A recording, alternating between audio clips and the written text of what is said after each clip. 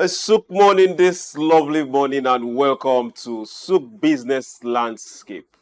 Here we take a look and see the morning headlines from across the world, the globe, and everywhere you think the news is coming from. My name is Chuks John-Rogers, and I am not your regular face, but hey, I'll try my best today. Now, to help shed light on today's business headlines from around the globe, the world, and also big major channels is Ikena's anti-usualist analyst.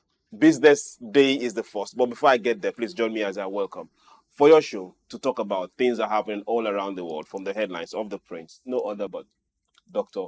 Idahosa. You're welcome to Business Landscape, sir. Good SOUQ, good Nigeria, good morning, Chuks. Thank you very much. You're welcome. Now, let's get to that particular side of it. Business Day. I like a lot of the headlines, especially when the headlines is saying something different from what the papers are saying. Now, Business Day from Nigeria is saying Naira opens window for firms' asset revaluation. Now, take it again. Naira opens window for firms' asset revaluation.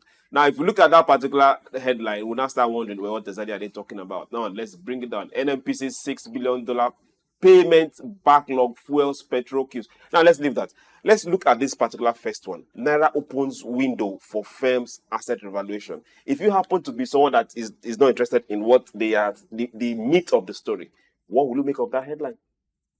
Well, I think it's just speaking to what is real as it is today. You are looking at your business, especially in a dollarized economy like ours. Chances are that you're going to be valuing your asset using old rate. You know, there was something that was so very, very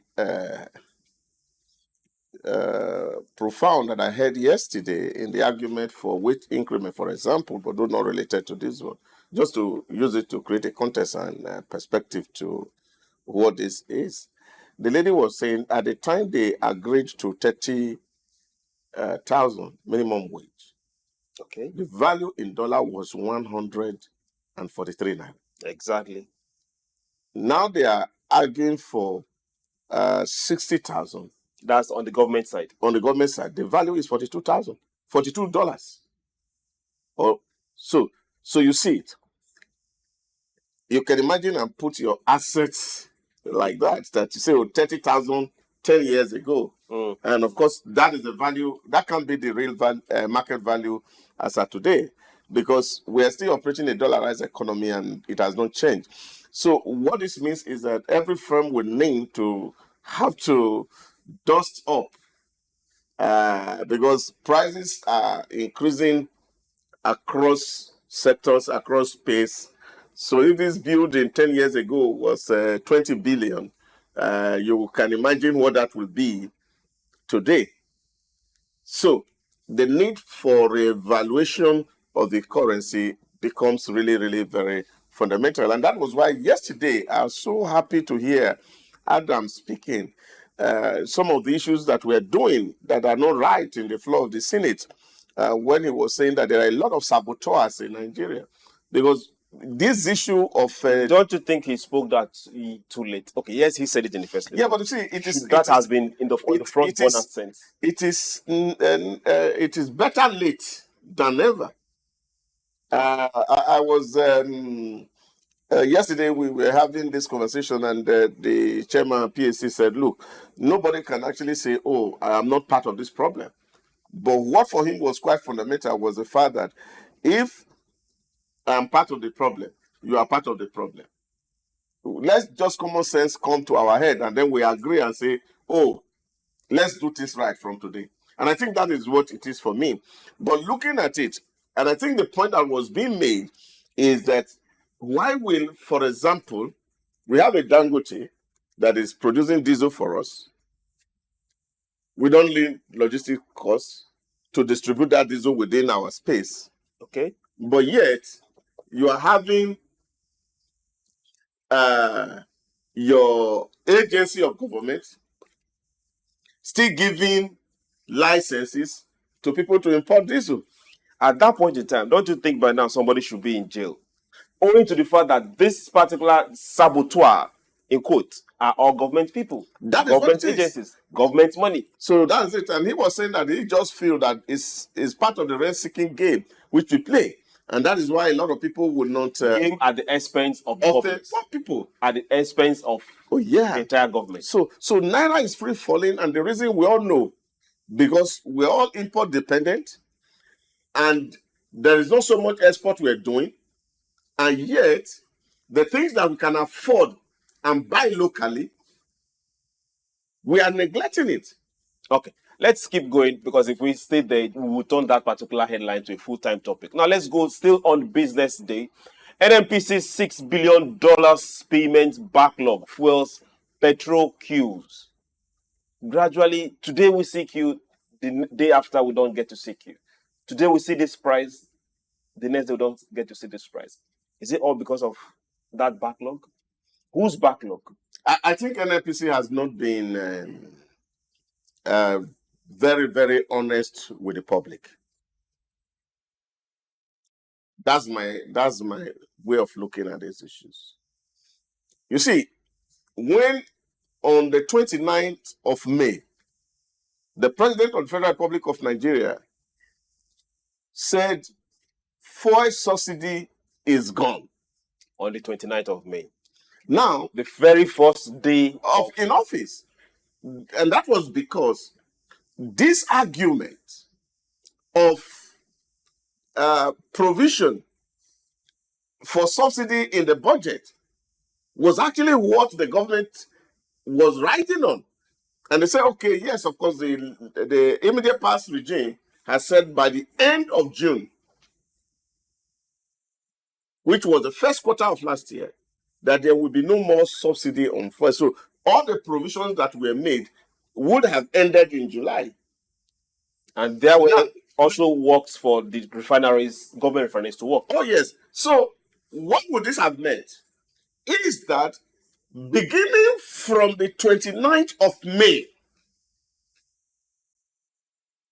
NNPC is supposed to be selling petrol at the market value. But unfortunately, we have not seen this happen. If fuel, petrol, PMS, or diesel, any of them, Argo, is sold at the market value, will we be able to afford it? Oh, yeah. People will adjust. People will adjust. Well, we say people will adjust. Remember, at the point of fuel subsidy removal, the dollar was 700 and something.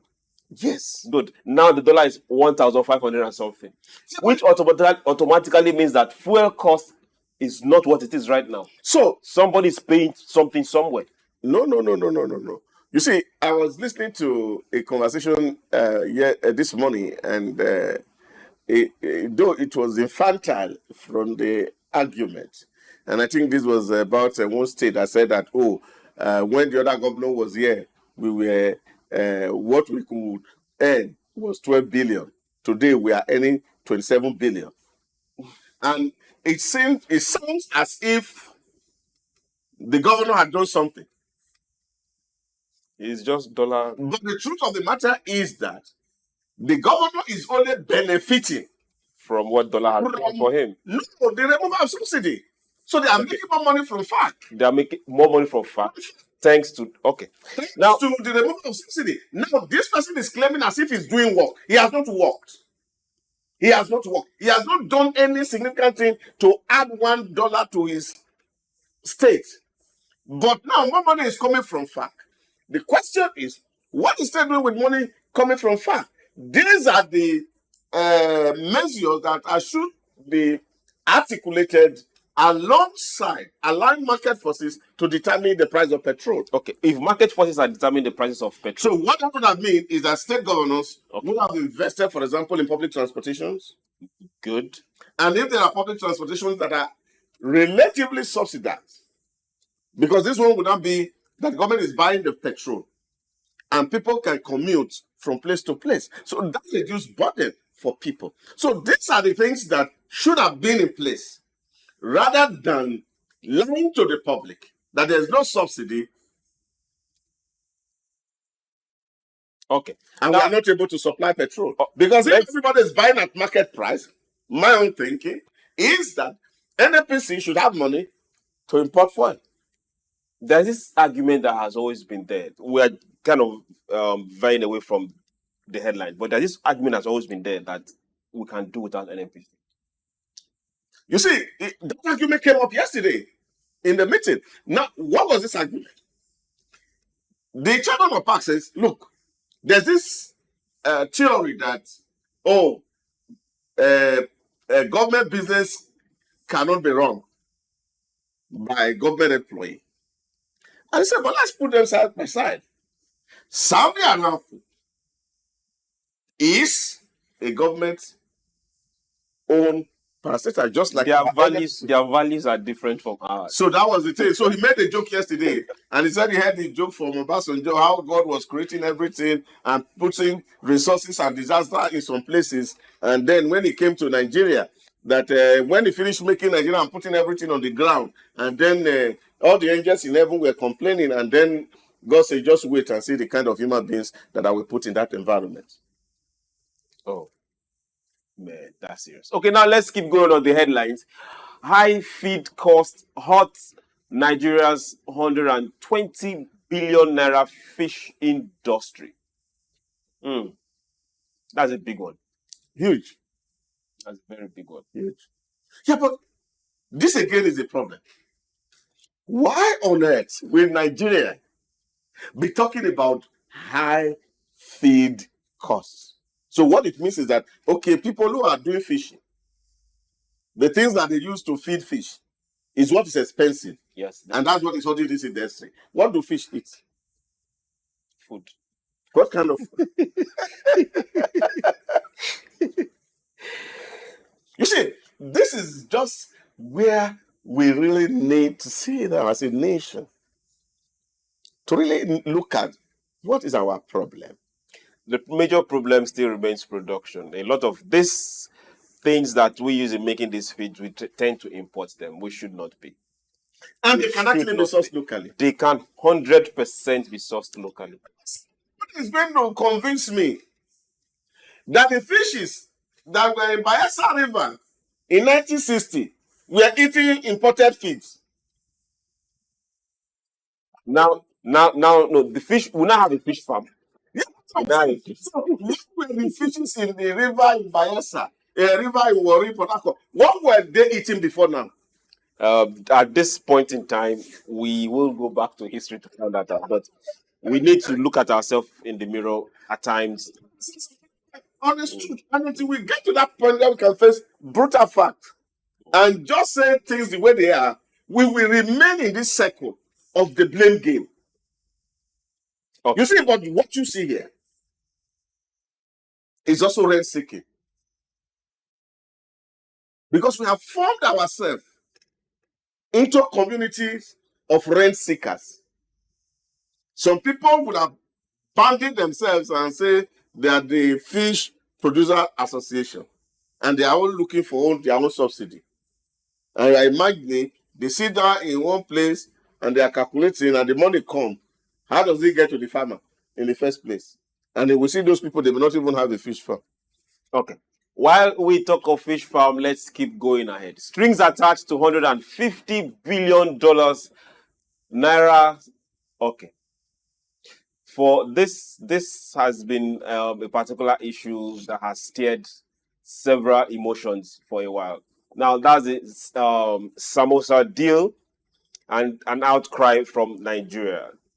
But I think government has come out yesterday to say, well, it was done for public interest. And I think also that we should also give those who govern us benefit of the doubt. My own thinking. Really, people may not have the facts of the matter. And this is the way we actually run as a people. We thrive more on the rumor mill. And somebody who may not be benefiting raises an alarm where there is no fire at all. So I feel that if governments are doing things, which is of course what we need to do, yes, it's good that CSOs, civil society organizations, put eye to see what government are doing to make them accountable. But I think yesterday they came out to clear the air that, look, this was done in public interest. So let's see how it works out. Okay. The big red capped elephant in the room. Wow. There has been this insinuation that within that same framework, within that policy paper, that the deal that was signed, that there are attachments that has to do with LGBTE. So is this something that you think the government also addressed? You see, yesterday we had the same conversation when I was sharing with the team that, look, in my mind today, they say everything is VUCA. So we started with looking at what VUCA was, volatility, uncertainty. We talk about the complexity of the environment and ambiguity. So, and I was telling them that today, really, we cannot know who a man is or a woman is, especially from the context if we are seeing from the eye of the Western nations. So somebody said, should we see from no. Somebody said to me, I said, look, it's not possible. So I told them and I said, look, why would you think it's not possible? Should we see from the eyes of the Western nations? Ideally, we should not. Okay. But realistically, that is what we do on a daily basis. Because it's right in front of you. Whether it's right in front of us is and they make it think that way. Completely our identity. See, the real problem in Nigeria today is identity crisis. Okay. While we focus on identity crisis and trying to find who we are, let's keep moving. Now let's get to Kenyan daily publication. Manufacturing grows at slower pace since 2008. That's post-pool crisis. But just yesterday, we heard that Kenyan economy was growing. How come today different people are saying something different? No, see, Kenya economy has not grown. Nobody just saying that, yes, it's growing, but the growth is marginal. I think that's what the people are saying. The growth is marginal. And of course, this is also going to be expected. And this is the issue that President Ruto, unfortunately, had faced. He has been there as a very vocal opposition and then saying all the manners of things. And this is the thing I say to people. You see, until you sit down on a particular seat, you don't know how hot it is. You can be pontificating from the outside and sit down one place and be saying, oh, these people are just idiots. They don't know what they are doing. Until you get into that seat, that's when you really understand the reality and the intricacies that follow such power. So this is what Ruto is facing now, and the pressure is on him. The economy is not growing. Now, what are the real factors? We are not looking at root causes. This is a problem. That's for Kenya. Just not Kenya, almost all African countries. In short, it's becoming a global issue right now. And I think Asia are the only ones who are doing very well. Because people are not looking at the root causes of our problem. The fundamental root causes of our problem is that the generation that we are dealing with now is a lazy generation that don't want to do anything. Oh, that will take us to another workshop. I don't mind going to 3 good months workshop if you want to discuss that. Now, still talking about Ruto. Ruto spoke to IMF chief after withdrawing finance bill. Do you think he has caved in or he's trying to save his seat? Well, he said he's struggling for life now, gasping for breath. That's what it is. Ruto is gasping for breath. And this is why, you see, sometimes in my village, they used to say those days, that the cane that they used to beat the first wife, they always hide it for the junior wife. So you don't think that the cane has disappeared. This is what we are saying. When you incite, when you speak things that are not realistic, when you make promises that you don't have real tangible plans to deliver, you get into trouble. So it is for us to be able to tell people what the truths really like. That's why I love Lee Kuan Yew of Singapore. His model was clean and clear. He told the people, it's either we live or we die. Well, if we follow that, it's either we live or we die, which means we must be productive. Yeah, that was it. So he told the people, you see, this is where we are. Malaysia has rejected us. Their next door neighbor. Yes.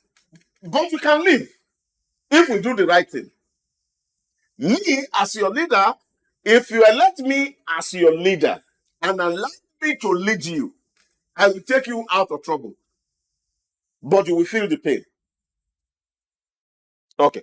While they feel the pain, sectors hit hardest by anti-tax protests revealed. So which sectors are we looking at right now? Do you think the hospitality industry, the manufacturing industry? Oh yeah, you see, Kenya is a tourist destination. If they give you free ticket now, will you go to Kenya? Right now? No, because the police are very busy. So, you go to Kenya. No security. They are not smiling. They are not smiling. The aviation industry, definitely. Oh, yeah. So, of course, this is what they're going to see. Any industry that is tied to tourism will not be smiling at the moment because the ecosystem is not friendly and it will not allow profit to be made. So this is the issue. Okay, we still move ahead. Foreign currency loans, deposits fall by 550 billion shillings. Oh, Kenya has had it on the wrong negative side in the last 30 days. How are they going to come out of this? Well, I think it is simple. It's simple. My way of looking at this issue is that we must sit down and tell ourselves some honest truth. Honest truth. Are we ready for the truth? Yeah, but you see, this is what it is. If, for example, Ruto says, you know, guys, I'm your leader. This is the facts on the ground at the moment. Now, if we are going to move forward, this is the price I am willing to pay. And this is the price you will be paying. But this is the price I am willing to pay comes first. Yes. Okay. It's the price I'm willing to pay. That's what comes first. So if he is able and sincere, honest conversation, we drive this entire process to say, oh, this is what we are. If we continue to go this way, this is the outcome. But if we move this way, it will take us 2 years, 3 years, 4 years, 5 years. This is where we are going to be. If all of us are thinking alike. That honest conversation needs to happen in Africa. I was talking somewhere yesterday and I said to them, you see, when we are anticipating a policy change, leaders in our environment does not factor in change management, which is a huge discipline for leaders. Every leader must think about how to manage change because people will always resist change. And I gave them the example of the book written by Kubler-Ross, the Swedish psychiatrist who said, in Death and Dying, that people move through some curve to get to acceptance of their reality. And that starts from immobilism. It goes through what they call denial. It gets through depression state. And then, of course, you're now facing your reality. You accept your fate. That's what it is. So you have to pass through these phases. Now, managing each of these phases require comprehensive communication. Because when somebody is immobilized, what are you going to be telling to that person? Now, if the person is denying, is in denial, what kind of communication are you going to give to this person? Now, if the person is in a depressed state, what kind of communication are you going to be doing? See, so all these things require special communication. But unfortunately, leaders don't want to be taught because once they get this, they think they know everything.